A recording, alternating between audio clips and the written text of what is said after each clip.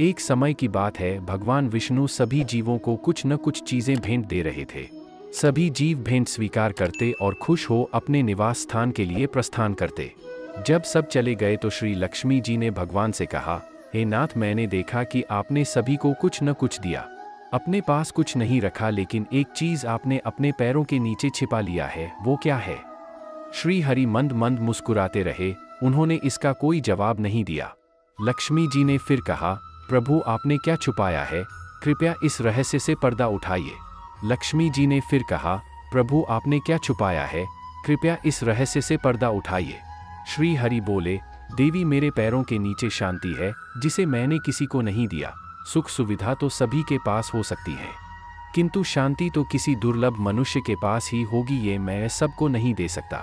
जो मेरी प्राप्ति के लिए तत्पर होगा, जिसकी सारी चेष्टाएं मुझ तक पहुंचने की होंगी, उसी को ये मिलेगी।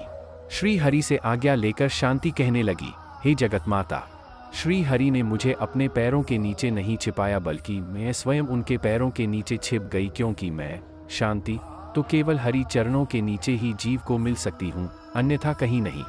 कहते हैं कि उसी दिन से श्री लक्ष्मी जी ने श्री हर के चरणों की सेवा शुरू कर दी, क्योंकि व्यक्ति सारी सुख संपत्ति से सुसज्जित हो किंतु शांति ही न हो तो उसकी सारी सुख संपत्ति व्यर्थ हो जाती है।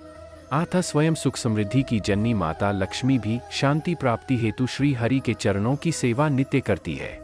एक हम लोग हैं जो सुख संपत्ति एवं धन को ही लक्ष्मी जी की कृपा समझते हैं, परंतु वास्तविकता यह है कि लक्ष्मी जी की कृपा उसी पर है जो अपने धन, संपत्ति, वैभव को श्री हरि चरणों की सेवा में लगाए, अथवा उसके पूर्व जन्मों के अच्छे कर्मों की वजह से जो कुछ मिला है वह पुण्य क्षीण होते ही संपत्ति का अभाव हो जाएगा।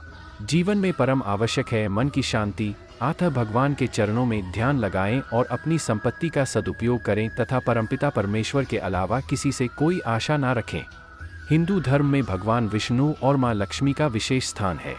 जीवन में सुख, शांति और समृद्धि पाने के लिए भगवान विष्णु और मां लक्ष्मी जी की पूजा की जाती है। क्या आप जानते हैं कि एक बार मां लक्ष्मी जी ने भगवान विष्णु को रुला दिया था? कथाओं के अनुसार एक समय भगवान विष्णु धरती भ्रमण के लिए जा रहे थे। तब माता लक्ष्मी ने भी भगवान विष्णु के साथ धरती भ्रमण के लिए साथ चलने की इच्छा प्रकट की। तब भगवान विष्णु ने माता लक्ष्मी से कहा कि वे उनके साथ चल सकती हैं, लेकिन उनकी एक शर्त है। तब माता लक्ष्मी ने भगवान विष्णु से उनकी शर्त पूछी। तब भगवान विष्णु ने उत्तर दिया कि धरती पर चाहे कैसी भी स्थिति क्यों न आ जाए, लेकिन उन्हें उत्तर दिशा की तरफ नहीं देखना है। मां लक्ष्मी ने भगवान विष्णु की शर्त मान ली और उनके साथ चल पड़ी।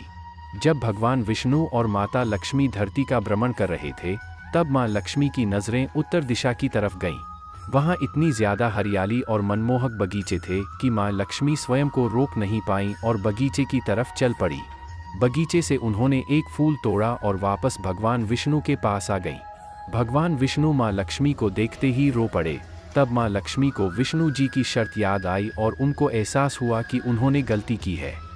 भगवान विष्णु ने कहा कि बिना किसी से पूछे उसकी किसी भी चीज को छूना या उपयोग करना अपराध है। मां लक्ष्मी ने भगवान विष्णु से अपने किए की माफी मांगी, लेकिन भगवान विष्णु ने कहा कि आपकी गलती की माफी तो सिर्फ बगीचे का माली ही दे सकता है। तब भगवान विष्णु ने कहा कि मां लक्ष्मी को माली के घर दासी बनकर रहना होगा। भगवान विष्णु के वचन सुनते ही मां लक्ष्मी ने तुरंत ही एक गरीब स्त्री का वेश धारण किया और माली के घर चली गई।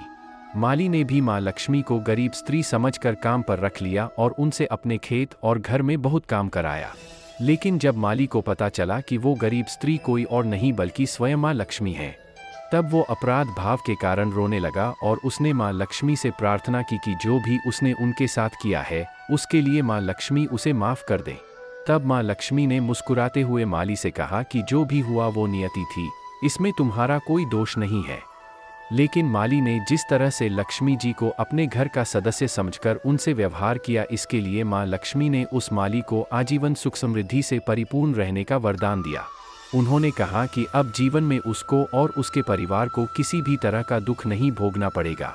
इसके बाद मां लक्ष्मी विष्णु लोक वापस चली गई। नियति को कोई भी बदल नहीं सकता, स्वयं भगवान भी नहीं, क्योंकि नियति स्वयं अपना निर्माण करती है।